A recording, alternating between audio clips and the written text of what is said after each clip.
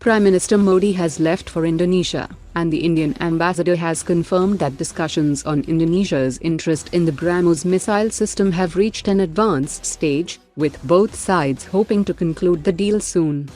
Pakistan Navy has inducted a Shahed drone-inspired long-range Kamikaze UAV that has a 600 km plus range and AI-assisted navigation for GPS-denied environments.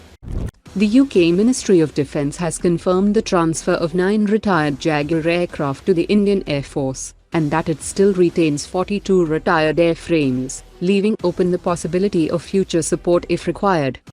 The DRDO is developing a next-generation quantum sensor for ultra-precise inertial navigation that will provide highly accurate navigation in GPS-denied or jammed environments, making it valuable for missiles, aircraft, submarines and UAVs.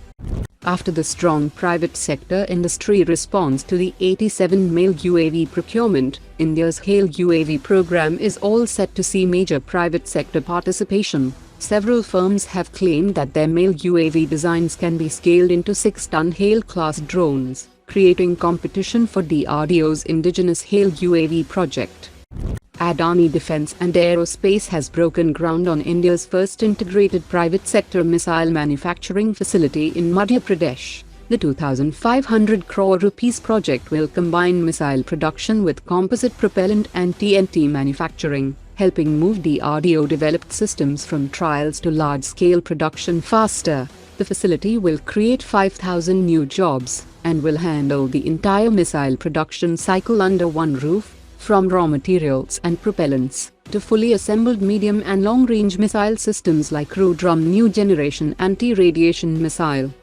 The Indian Army has approved over 75,000 crore rupees in 5-year restoration and modernization orders for its T-72 and T-90 tanks, as well as BMP-2 and armored recovery vehicles. The program will replace old and worn-out systems to bring these vehicles back to a new operational condition and extend their service life, and will also integrate drones for ISR missions and combat roles.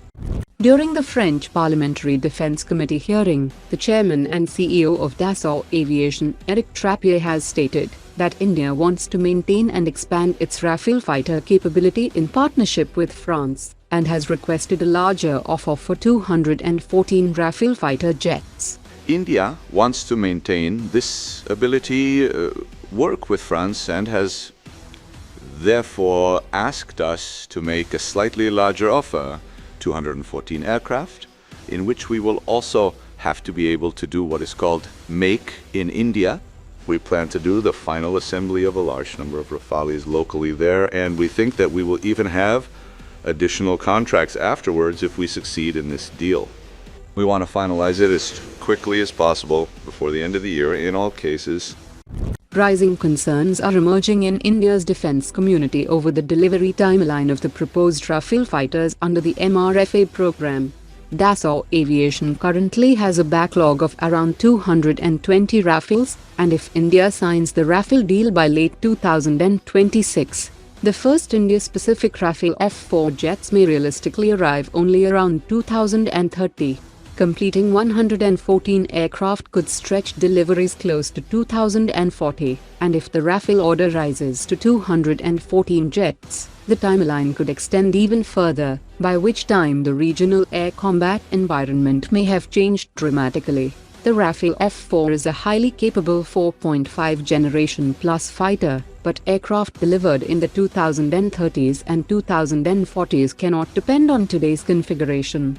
They will have to operate in an environment shaped by China's 6th generation fighter ambitions and Pakistan's planned 5th generation aircraft. Even if India later moves toward the Rafale F-5 standard with the T-Rex engine after 2040, the bigger question will be how quickly India receives those upgrades, and how fast the F-5 improvements are cleared, integrated and rolled out across existing Indian Rafale squadrons. Today's top 3 comments.